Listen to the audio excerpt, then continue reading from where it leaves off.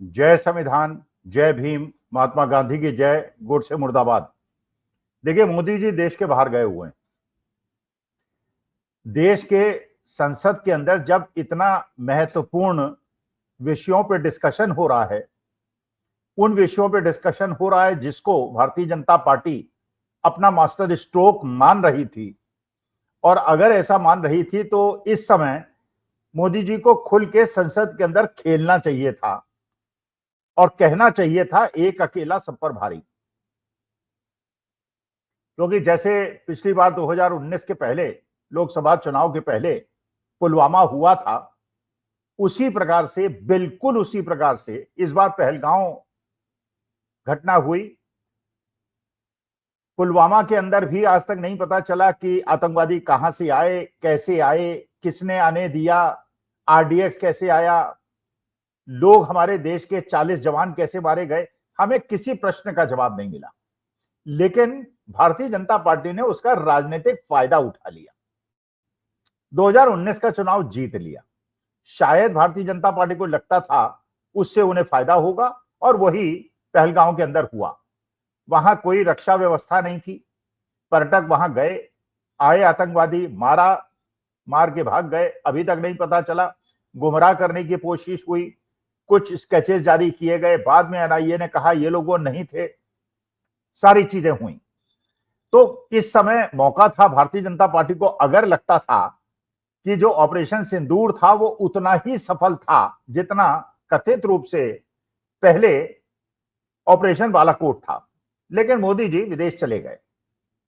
मोदी जी की आदत है और भारतीय जनता पार्टी की आदत है नैरेटिव को चेंज करना, और जब उन्हें लगा कि ऑपरेशन सिंदूर का वो फायदा नहीं हुआ जो कि पुलवामा के बाद हुआ था, तो उन्होंने नैरेटिव चेंज किया और एक मैसेज दिया नड्डा जी ने राज्यसभा के अंदर उपराष्ट्रपति को, जो संवैधानिक रूप से नड्डा जी से कई कदम ऊपर हैं, कि जो मैं कहूंगा वही रिकॉर्ड में जाएगा और जो बाकी लोग कहेंगे वो रिकॉर्ड में नहीं जाएगा। एज इफ संवैधानिक संस्थाओं को अपने हाथ में ले लिया था जेपी नड्डा जी ने, और संविधान को अपनी जेब में रख लिया था।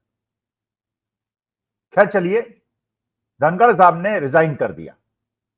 भारतीय जनता पार्टी ने सोचा था कि इसका रिएक्शन बहुत अच्छा होगा, यह बड़ा पॉजिटिव रिएक्शन होगा और जनता इससे खुश हो जाएगी।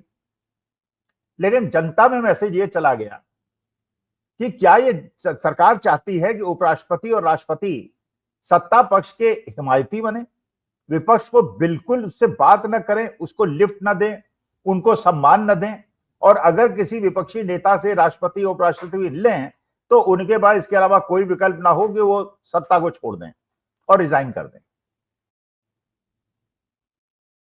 तो ये तो लोकतांत्रिक परंपरा नहीं है, ये तो संवैधानिक परंपरा नहीं है, क्योंकि राष्ट्रपति और उपराष्ट्रपति जो अपने पद में बैठते हैं वो किसी राजनीतिक दल के सदस्य नहीं होते, वो संवैधानिक पद है, और चुनाव तक कौन सी पार्टी समर्थन करती है, विरोध करती है, लेकिन उसके बाद वो गैर राजनीतिक व्यक्ति हो जाते हैं। गवर्नर्स को भी होना चाहिए, उपराष्ट्रपति को भी होना चाहिए और राष्ट्रपति को भी होना चाहिए। लेकिन जैसे ही उपराष्ट्रपति ने विपक्षी दलों को मौका देना शुरू किया, वो व्यवहार नहीं किया जो करते आए थे, तो भारतीय जनता पार्टी की आंख में चुभ गया। उन्होंने सोचा इसका फायदा होगा, लेकिन रिएक्शन इसका भी नेगेटिव हुआ। तो वो संसद जिसके अंदर मोदी जी को मौका था कि वो विपक्ष के सामने दहाड़ते, वो ब्रिटेन चले गए और ब्रिटेन के बाद मालदीव चले गए। अब एक नया नैरेटिव भारतीय जनता पार्टी वाले लोग चला रहे हैं। अगर आप लोग गोदी मीडिया देखते हैं, कल शाम को सारे गोदी मीडिया में केवल एक ही मुद्दा छाया हुआ था, और वो मुद्दा छाया हुआ था कि भारतवर्ष ने यूके से, ब्रिटेन से, यूनाइटेड किंगडम से एक फ्री ट्रेड एग्रीमेंट कर लिया, और ये बहुत बड़ा अचीवमेंट है। इसका मतलब यह है नैरेटिव फिर चेंज करने का प्रयास हो रहा है, फिर यह दिखाने का प्रयास हो रहा है कि हालांकि हमारी सरकार अपने लोगों की जान बचाने में पहलगांव और पुलवामा में असमर्थ रही, और उपराष्ट्रपति को इस्तीफा देने के लिए मजबूर करना संवैधानिक परंपराओं का हनन है, इसके बावजूद अब एक नया एंगल दिया गया कि मोदी जी ने देखिए वो कर दिया, तो बहुत बड़ी बात है।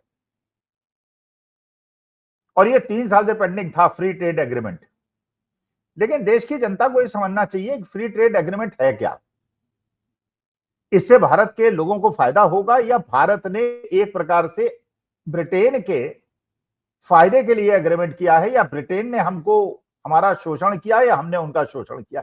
ये हमेशा कॉन्ट्रैक्ट और एग्रीमेंट्स में देखा जाता है। देखिए एक चीज तो बहुत समझ, और ये देश की जनता को समझना बहुत आवश्यक है, आर्थिक मुद्दों को भी समझना बहुत आवश्यक है, वरना हमारी अज्ञानता का या हमारे भोलेपन का या हमारे व्यस्त रहने के कारण सरकार कई बार हमको गुमराह कर देती है, जिसका गुमराह करने का प्रयास कल से शुरू हो गया और गोदी मीडिया ने एफटीए को एक बहुत बड़ी उपलब्धि बताना शुरू कर दिया। पहली बात तो ये समझिए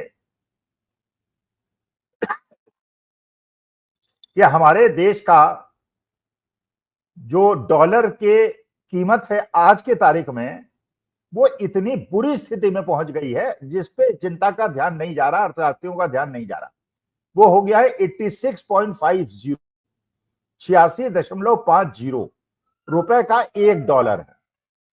जब मोदी जी देश की सत्ता में आए थे उस समय डॉलर की कीमत थी 62 रुपए, 62 रुपए से 86 रुपए 50 पैसे।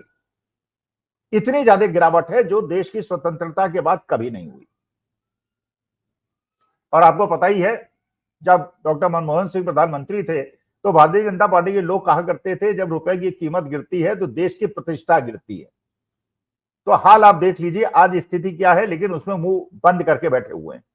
देखिए कुछ, और जब कहा जाए कि देखिए रुपया इतना कमजोर हुआ तो कहते हैं नहीं नहीं, डॉलर की तुलना में तो बाकी करेंसी भी तो कमजोर हुई है। यहां भी समझना बहुत आवश्यक है कि हमारी करेंसी का वीक होना और जापान, चीन या यूरो का कमजोर होने में अंतर है। देश के, विश्व के ज्यादातर देश ऐसे हैं जो एक्सपोर्ट ओरिएंटेड कंट्रीज हैं, जो एक्सपोर्ट करते हैं।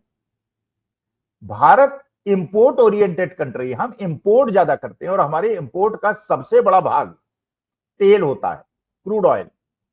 क्योंकि विश्व के बहुत सारे देश ऐसे हैं जो क्रूड का उत्पादन करते हैं। पूरा अरब कंट्रीज में होता है उत्पादन, रूस में होता है, यूक्रेन में होता है, अमेरिका में होता है।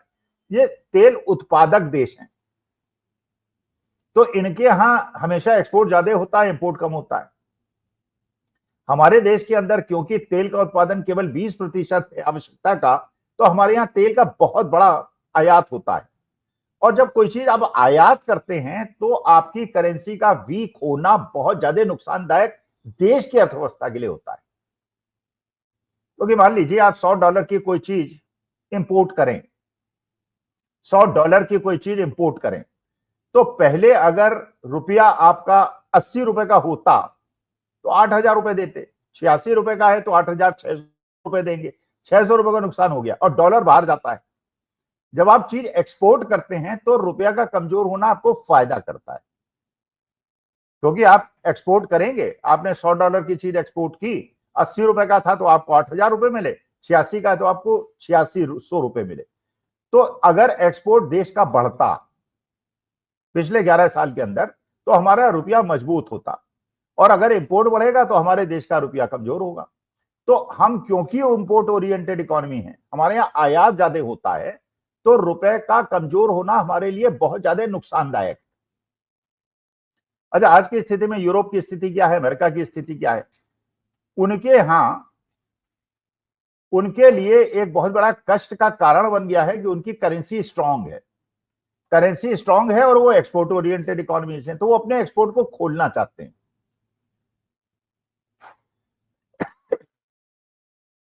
तो अगर वो अपने एक्सपोर्ट को ओरिएंटेड को खोलना चाहते हैं तो अमेरिका भी यही चाह रहा है कि उसके यहाँ जो ट्रेड बैरियर्स हैं दूसरे देश उसे कम कर दें और अपना माल वो जाके भारत जैसे देशों में ठूंस दे। यही यूरोप चाह रहा है, यही यूके चाह रहा है, यही चाइना चाह रहा है। खैर चाइना तो बहुत हद तक सफल हो भी गया। आपको पता ही होगा पिछले 11 साल के अंदर जो हमारा इंपोर्ट था चाइना से वो डबल हो गया, 11 साल में डबल हो गया, और जो हमारा एक्सपोर्ट था वो 15% केवल बढ़ा।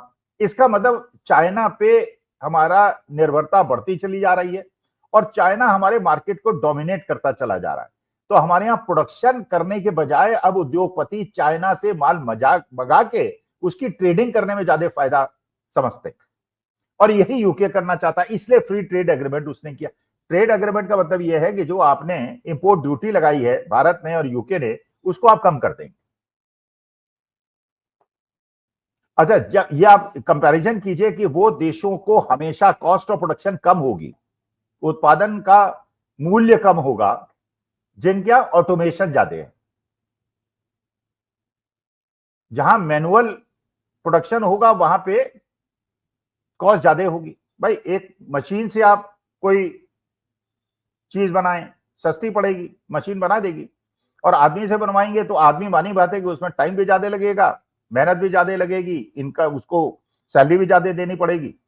तो इसी वजह से जो एमएसएमई हैं, जो छोटे उद्योग हैं, उनका कॉस्ट ऑफ प्रोडक्शन ज्यादा होती है और बड़ी इंडस्ट्री में कॉस्ट ऑफ प्रोडक्शन कम होती है।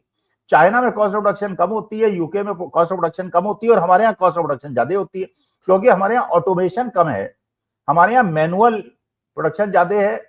और मैनुअल प्रोडक्शन इसलिए ज्यादा होना आवश्यक है कि हमारे देश के अंदर ह्यूमन रिसोर्सेज बहुत ज्यादा है, पॉपुलेशन बहुत ज्यादा है। उनके यहाँ पॉपुलेशन नहीं है तो उनको ऑटोमेशन करना उनकी मजबूरी है। इसका मतलब यह है कि अगर ये फ्री ट्रेड एग्रीमेंट जो यूके से भारतवर्ष ने किया है और इसी प्रकार का चीन से करने की शुरुआत करने वाले हैं, और इसकी गंभीरता को समझना देशवासियों के लिए बहुत आवश्यक है कि अगर ये करा चाइना से, तो चाइना अपना पूरा माल हिंदुस्तान के अंदर ठूंस देगा, और हमारे देश के जो प्रोड्यूसर्स हैं, जो मैन्युफैक्चरर्स हैं, जो एमएसएमई है, छोटे उद्योग हैं, वो बर्बाद हो जाएंगे। और यही यूके के साथ होगा।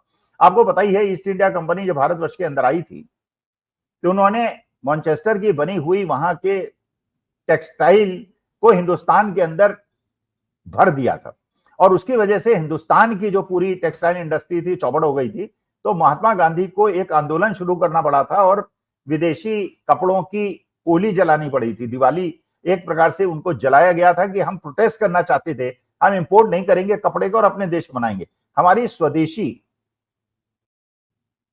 जो एक डिमांड थी स्वदेशी आंदोलन की और भारतीय जनता पार्टी की थी, उससे साथ बहुत बड़ा समझौता कर लिया मोदी जी ने यूके जाके। और फ्री ट्रेड एग्रीमेंट का मतलब यह है कि यूके, अमेरिका, चाइना सबको अनुमति दे दी है कि अपने भारतवर्ष के अंदर अपना माल ठूस दो और हमारे देश के अंदर प्रोड्यूसर चाहे खराब हो जाए। मोदी जी ऐसा क्यों कर रहे हैं? क्योंकि वो चाहते हैं गोदी मीडिया के माध्यम से इस चीज को, जो भारत के लिए बहुत ज्यादा नुकसानदायक है, उसको ये बता के कि बहुत बड़ा अचीवमेंट है, जो नैरेटिव है उसको बदलने का प्रयास करें, जो डिस्कशन है उसको बदलने का प्रयास करें। लेकिन देश की जनता को ये समझना बहुत आवश्यक है कि जो हो रहा है, अच्छा ये भी आप देखिए, वहां से ब्रिटेन से मोदी जी निकल लिए और पहुंच गए मालदीव, जबकि मालदीव में जो उनका जिस चीज के लिए मोदी जी को इनवाइट किया गया है, चीफ गेस्ट बनाया गया, वो अभी 2 दिन के बाद है, और अभी जाके मोदी जी वहां पहुंच गए।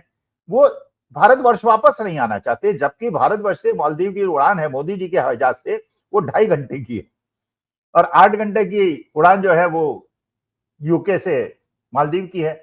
तो हिंदुस्तान आ सकते थे, संसद में भाग ले सकते थे और उसके बाद मालदीव जा सकते थे, लेकिन वो बचने की कोशिश कर रहे हैं, पार्लियामेंट में ना आने की कोशिश कर रहे हैं, क्योंकि एसआईआर हो, धनखड़ जी का मामला हो, ऑपरेशन सिंदूर का मसला हो, मोदी जी को लग रहा है हर जगह वो फंस गए हैं, इसलिए एक नया शगुफा छोड़ा गया है फ्री ट्रेड एग्रीमेंट के हिसाब से। और जनता को हाथ जोड़ की मेरी प्रार्थना है, मेरी बात को समझें, सुने, विश्लेषण करें। जो मैं कह रहा हूं बहुत गंभीर विषय है और देश की अर्थव्यवस्था पे बहुत बड़ा प्रहार होने वाला है, और हमको पता चलेगा 6-8 महीने के बाद। लेकिन मोदी जी एक नया नैरेटिव चेंज करके, अगर ये भी नहीं चलेगा तो कोई और नई कहानी शुरू कर देंगे।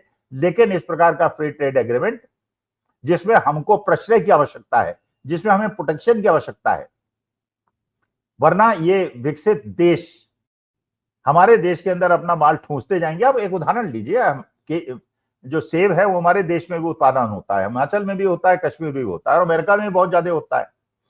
तो हमारे देश के सेब उत्पादकों को थोड़ा बहुत फायदा इसलिए हो जाता है कि अमेरिका से आने वाले जो एप्पल्स हैं, जो सेब हैं, उसके अंदर इंपोर्ट ड्यूटी है। अगर वो इंपोर्ट ड्यूटी हटा दी अपने फ्री ट्रेड एग्रीमेंट के तहत, तो उनका सेब सस्ता हो जाएगा, वो देश में हमारे सेब भर देंगे और हमारे हिमाचल और कश्मीर के सेब उत्पादक बर्बाद हो जाएंगे। यही यूके के साथ होने वाला है। तो आपसे मेरा निवेदन है, आर्थिक मुद्दा है, थोड़ा जटिल मुद्दा है, लेकिन कृपा करके इसको समझने का प्रयास करें, और मोदी जी जैसे देश का ध्यान भटकाने की कोशिश कर रहे हैं वो न हो, और आप अपने राष्ट्रीय हित और अपने देश के हित के बारे में सही दिशा में सोच सकें। एसआईआर का धनखड़ जी का, ऑपरेशन सिंदूर का, और अब ये एफटीए के मामले में जैसे गुमराह करने की कोशिश हो रही है, कृपा करके उस मायाजाल में न फंसे और मेरे वीडियो को सुनकर समझें कि ये राष्ट्रहित के बिल्कुल खिलाफ है। नमस्कार, धन्यवाद और प्रणाम।